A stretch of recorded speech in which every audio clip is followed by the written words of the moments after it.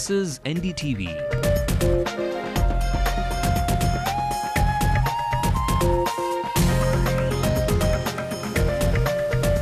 And you're watching NDTV Hindu.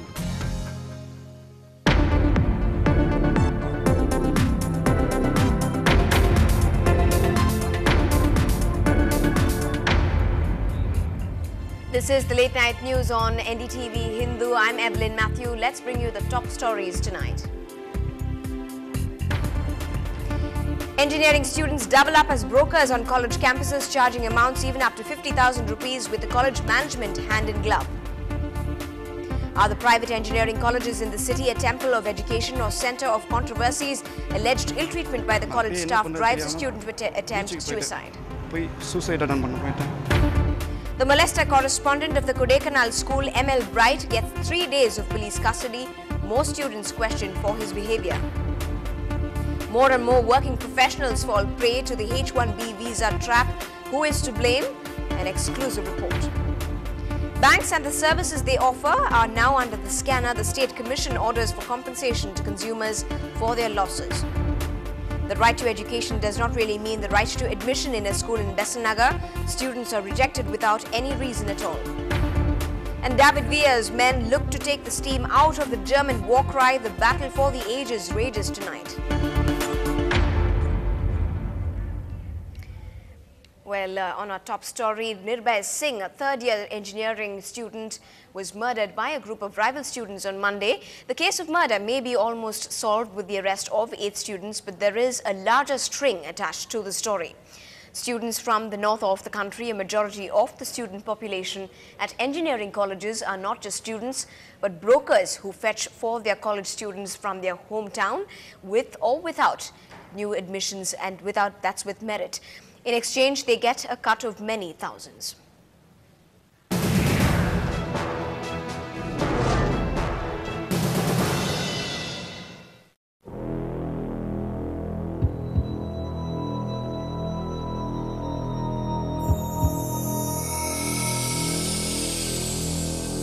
I walked into the Dr. MGR deemed university, not as a crime reporter, but posing as a layman in need of a mechanical engineering seat for a kin. Within minutes, offers came pouring in. This third-year student from the northeast, however, promised a seat immediately, provided I produced a demand draft worth 25,000 rupees plus 50,000 rupees in cash, without a receipt in exchange. This no capitation fee because this is black. Only this is going college. This is no any record. Your admission is taken in college. This is your proof. Okay. Okay, you have given 25,000 fee receipt only, and your receipt of admission. Okay, black capitation fee is no need. Okay. There are many like the student who play broker. 6 out of every 10 engineering students are from different parts of North India. Sources reveal that each bring to the college at least 10 prospective new entrants who can pay a whopping donation, and for that each broker student gets a cut of 50,000 rupees. The college staff are aware but don't speak out against the management.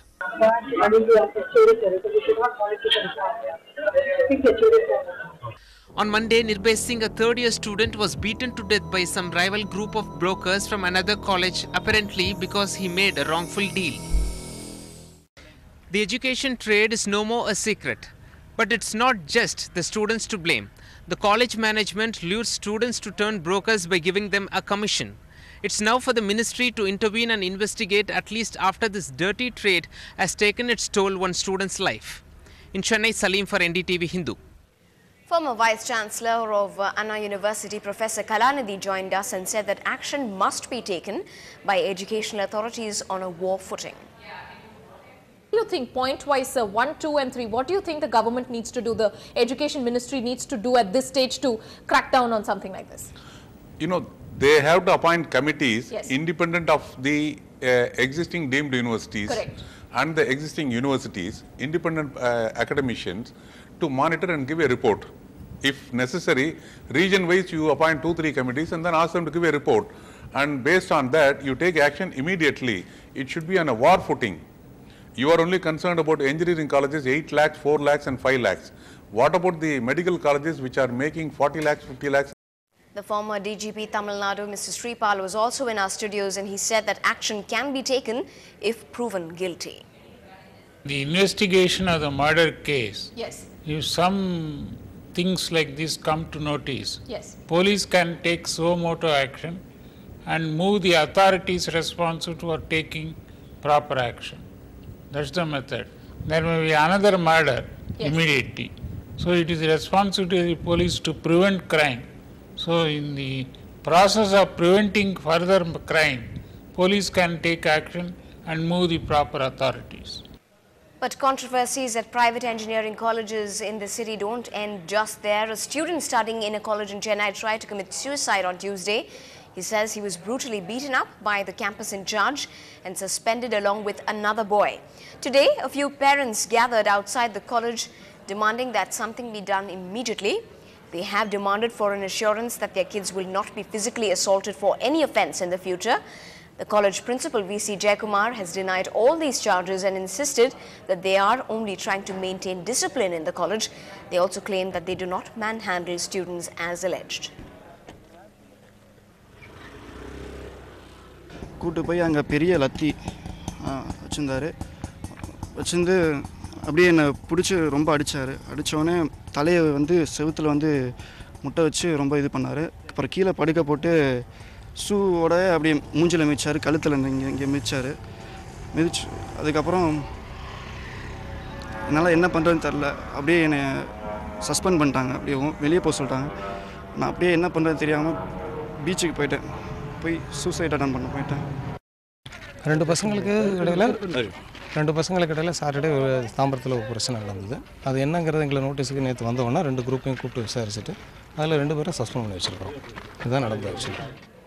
Well, another news making the headlines, the Kodaikanal school correspondent ML Bright, who has been accused of molesting a 14-year-old student, has been taken into police custody for interrogation.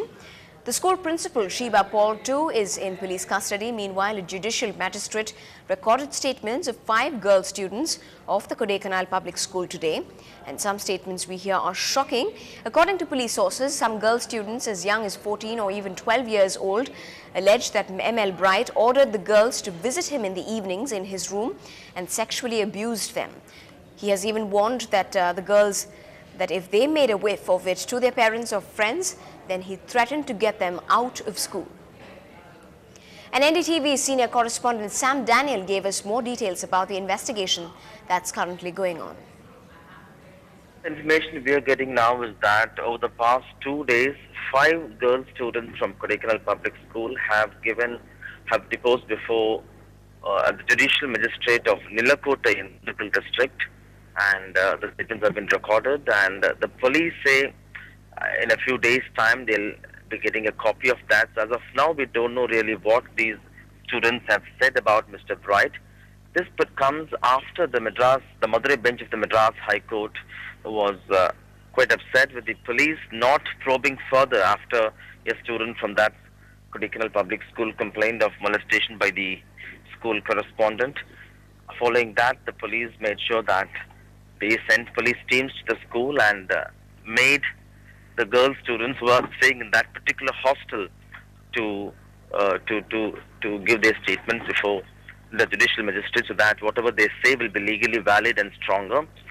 And as of now, the police have also secured the custody of Mr. ML Bright, the correspondent of the Kodaikanal Public School, to interrogate him for 3 days. So they say stronger evidence might emerge in the next few days, particularly based on the information they get both from the correspondent as well as the principal of the school, Shiba Paul, who's already in the police custody, and also based on the information they get from the statements these students have given to the magistrate in Nilakota. On to some political news now. Amma is back in Chennai a week after and ahead of her scheduled return from a short break at Kodanad. That's probably because the ruling DMK has brought her tea estate under the scanner. The AIDMK alleges a witch hunt. Our political reporter Shabir Ahmed looks at whether politics of vendetta is back to haunt the state. Dust over the Siddhawood land grabbing case may have finally settled. But AIADMK chief Jayalalitha still cannot breathe easy. Her new headache comes from the hills. That's a summer aboard Kodinad. The DMK government's bid to buttonhole its arch rival into another legal battle by initiating an inquiry into alleged violations in the tea estate seems to have worried a mass camp. The ruling DMK's move to appoint an IAS officer to probe into the alleged tea factory violations has come at a time when Jayalalitha is gearing up to hold a massive demonstration to expose the failures of the ruling DMK. My party General Secretary has made it very clear. It is an act of political vendetta in which Karunanidhi excels himself. So we will face it. The AIA-DMK Supremo recently trained her guns at the Coimbatore conference, accusing the DMK patriarch of squandering a whopping 400 crore rupees for self-aggrandizement and to strengthen his vote base in the western region. The opposition wonders if this inquiry into Kodinad is a response to those blistering attacks.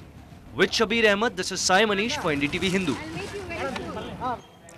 Well, up on the other side of news, of the late night news, it's an out-of-the-box idea by being in the box itself for a man who is on the run from the police. That's coming up in just a moment.